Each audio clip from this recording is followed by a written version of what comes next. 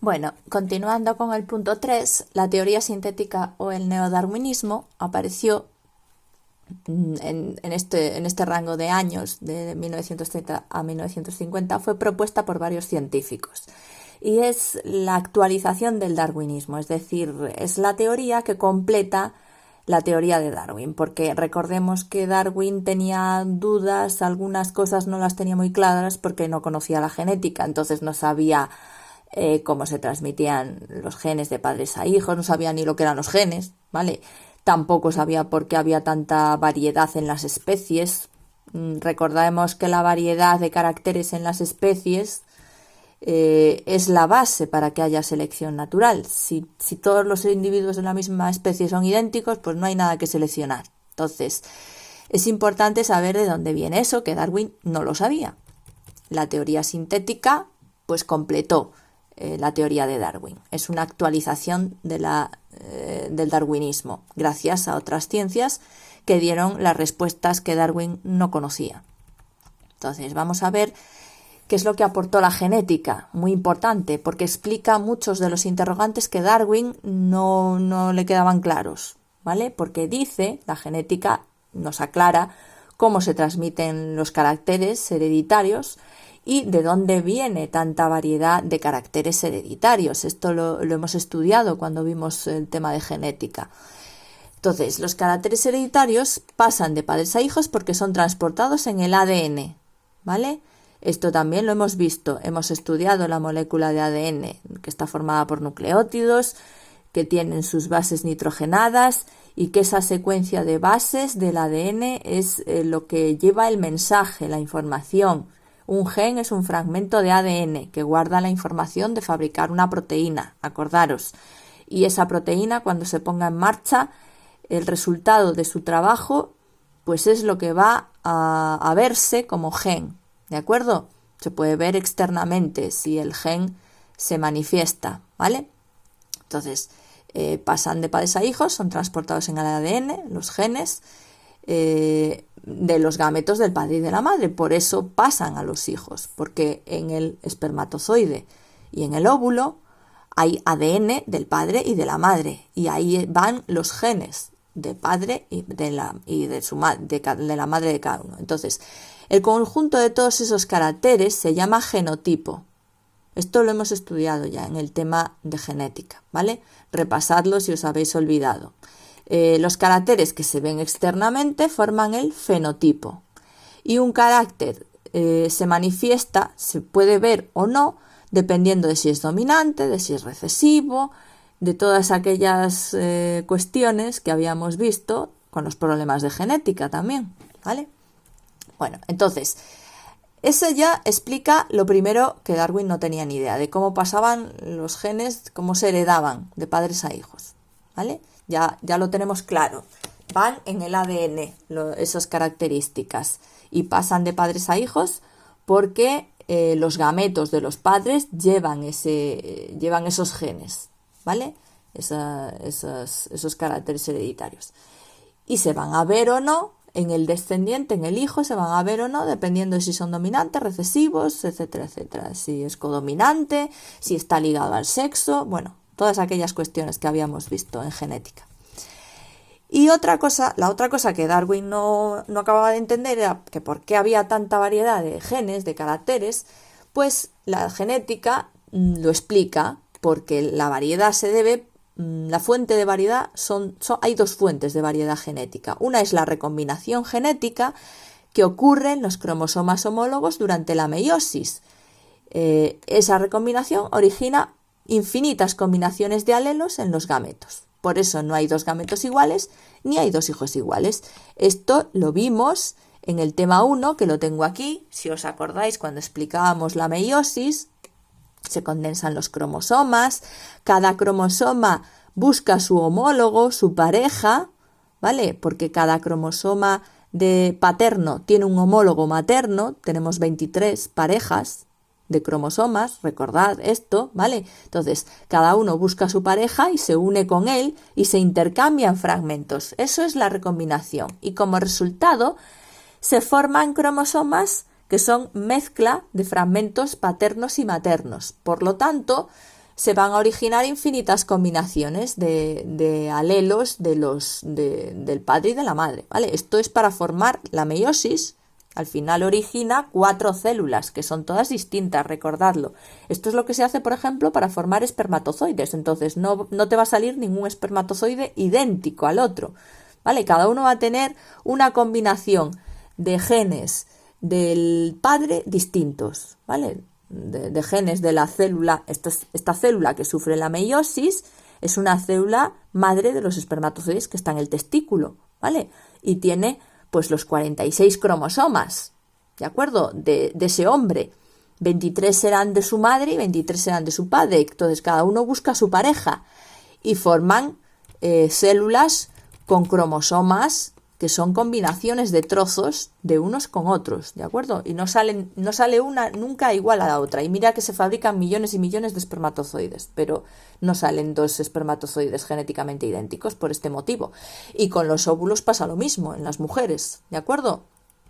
¿Vale? Entonces, pues la recombinación que ocurre en la meiosis es una gran fuente de variedad genética, ¿vale? De variedad de caracteres en las especies. Por eso no salen tampoco 2 hijos iguales, a no ser que sean gemelos idénticos, que el proceso es distinto, ¿vale?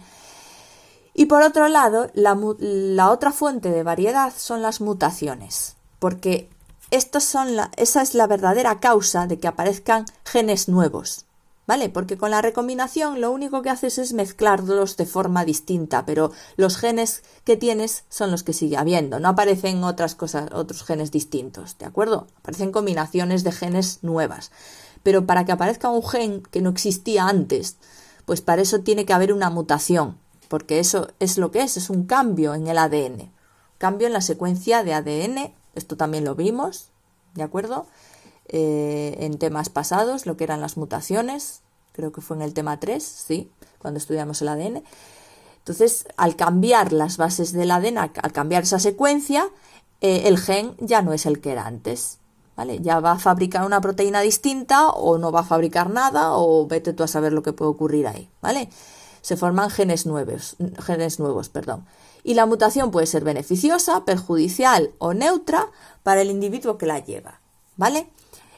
¿Cuáles son las mutaciones que van a originar, que van a propiciar la evolución? Pues evidentemente las mutaciones beneficiosas van a ser las responsables de que aparezcan características que den ventaja, ¿vale? Y esas son las que van a seleccionar, las que se van a elegir en la selección natural, ¿vale? Evidentemente, si la mutación es perjudicial, pues entonces la selección natural no la va a intentar eliminar, ¿vale? Es decir, el individuo que lleve una mutación perjudicial pues no va a tener tantas probabilidades de sobrevivir ni de reproducirse, con lo cual ese carácter, ese gen, tenderá a desaparecer con el paso del tiempo, de las generaciones. Bueno, eso es en cuanto a las aportaciones de la genética para completar la teoría de Darwin. Pero hubo otra ciencia que también aportó, pues aclaró puntos. La sistemática, que es la ciencia que clasifica a los seres vivos, ¿vale? En grupos cada vez más amplios. Y evidentemente los grupos grandes engloban a grupos más pequeños, ¿vale? Es como las muñecas rusas, ¿de acuerdo? Entonces, el grupo más importante es la especie. Grupo base, la especie. ¿Y qué es una especie? Pues es un grupo de individuos parecidos con las mismas características que pueden reproducirse entre sí y tener hijos fértiles, es decir, que sus hijos también puedan tener hijos, ¿vale? Si las especies están cercanas entre ellas, tienen un parentesco genético muy cercano, a veces pueden ser los padres de distinta especie y poder reproducirse y tener un hijo, pero ese hijo no es fértil. Es lo que ocurre con el mulo, ¿vale? El mulo es el hijo de... A ver, un segundo. El mulo es es el cruce entre yegua y burro. Siempre dudo, no sé si el mulo es yegua y burro, porque el burdégano ese es caballo y burra o algo así era, ¿vale? No tienen el mismo nombre. Entonces, el mulo, que es el hijo de... Voy a asegurarme. Mulo híbrido estéril entre yegua y burro. Ahí está. Entonces, mulo o mula, se llama igual. Entonces, el burdégano es el cruce, es el hijo que resulta entre, en vez de yegua, entre caballo y burra, ¿de acuerdo? Bueno, la cuestión es que el animal, el descendiente, es estéril. ¿Y eso qué te está diciendo? Pues que los padres no pertenecen a la misma especie, ¿vale? La yegua es de una especie, Equus ferus caballus, y el burro es otra especie, Equus africanus asinus, ¿vale? Son especies muy próximas genéticamente, por eso han podido tener un descendiente. Lo que pasa es que el descendiente es estéril, ¿vale? Lo mismo pasa con el ligre. El ligre es un híbrido entre un león y una tigresa, ¿de acuerdo? Y también es estéril, ¿de acuerdo? Estos seres vivos que son cruces de cuyos padres son hijos cuyos padres no son de la misma especie, pues son estériles, y es lo que te están diciendo. Bueno, cuando la diferencia, claro, entonces, dos individuos de la misma especie pertenecen a la misma especie, evidentemente, si se reproducen y tienen hijos fértiles.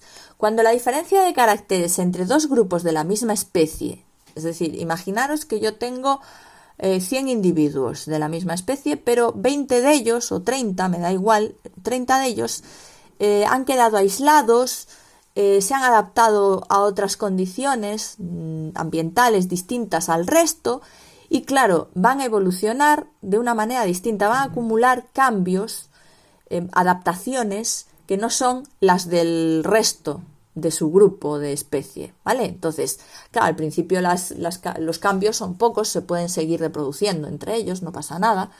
Pero si se acumulan muchos cambios, la diferencia de caracteres ya es muy grande, entonces llega un momento en que un individuo de ese grupo de 30 que se separó, que está viviendo en otro ambiente distinto, cuando intenta reproducirse con los individuos del resto de su especie, pues ya no puede, ya no es capaz. Entonces, a eso se le llama aislamiento reproductor, ya no pueden tener descendientes, ¿vale? Los individuos de un grupo son incapaces de reproducirse con los del otro grupo. Por tanto, ese grupo que se separó ya no pertenece a la misma especie, es una especie nueva. Y a eso se le llama especiación, aparición de especies nuevas a partir de otra que ya existía, de una preexistente. Y para que ocurra ese proceso, tiene que haber aislamiento reproductor entre grupos de una especie. O bien un aislamiento geográfico, una barrera geográfica que interrumpa, que los separe, o bien que un grupo se adapte por ejemplo, a unas condiciones ambientales distintas, yo que sé, que en lugar de vivir en la columna de agua, imaginaos que la especie pues son algas, pues unas se adaptan a vivir a más profundidad y otras a menos, es decir, no tiene por qué haber separación, barrera física. A veces es porque se adaptan a condiciones, a temperaturas diferentes, etcétera, etcétera, ¿vale? O porque hay cortejos de apareamiento distintos, lo que sea. Entonces, cuando ocurre ese aislamiento reproductor, pues se interrumpe el intercambio de genes entre un grupo y otro en la especie, ¿vale? Y eso suele ocurrir cuando cada grupo sufre acumulación de mutaciones y se adapta de forma diferente al medio, que es lo que acabo de decir, ¿vale? Con el tiempo esas diferencias son tan grandes que impiden la reproducción. Por ejemplo, en la especie humana, de momento, todos los humanos pertenecemos a la misma especie. Solo hay una especie humana, que es Homo sapiens, ¿vale? Pero evidentemente dentro de la especie Homo sapiens hay variedades y hay razas, es decir, hay grupos humanos diferenciados. No es lo mismo la raza negra que la raza asiática, la caucásica, ¿vale? De momento, las diferencias que hay entre las características de unas razas y otras no son tantas como para que haya aislamiento reproductor. Es decir, una persona de raza negra puede tener hijos perfectamente con una persona de raza blanca o asiática y los hijos son fértiles. Es decir, todos los humanos siguen perteneciendo a la misma especie. Pero eso no quiere decir que en un futuro, si las diferencias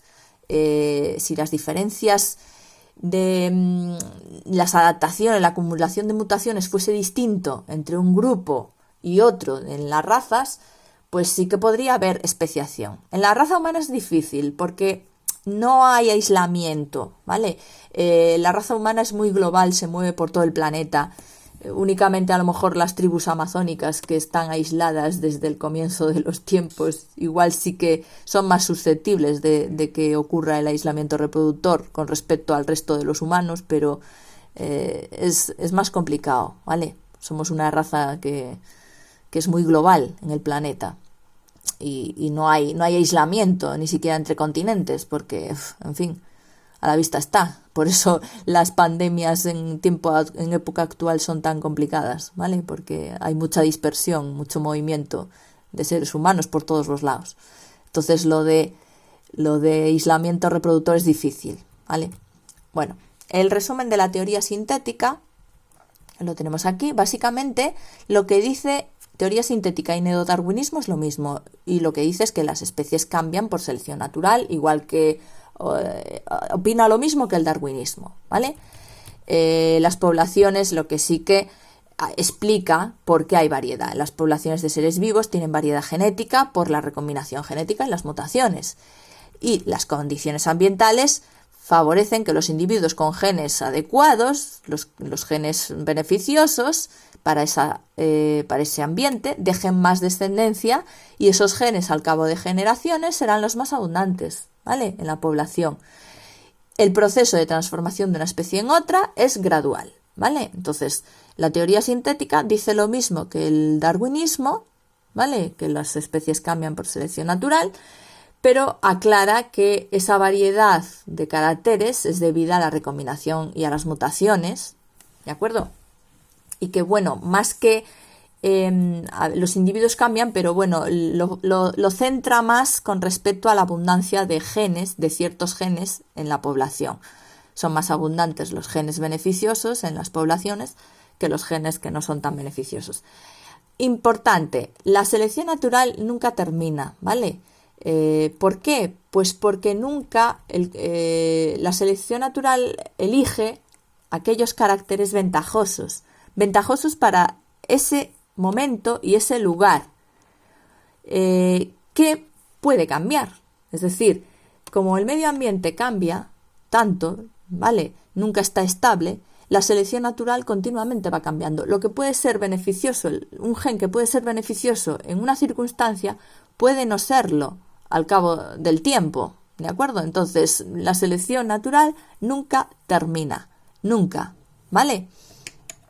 Bueno, pues en el siguiente vídeo veremos las pruebas de la evolución, es decir, aquellas evidencias que apoyan la evolución, que apoyan la teoría de la evolución.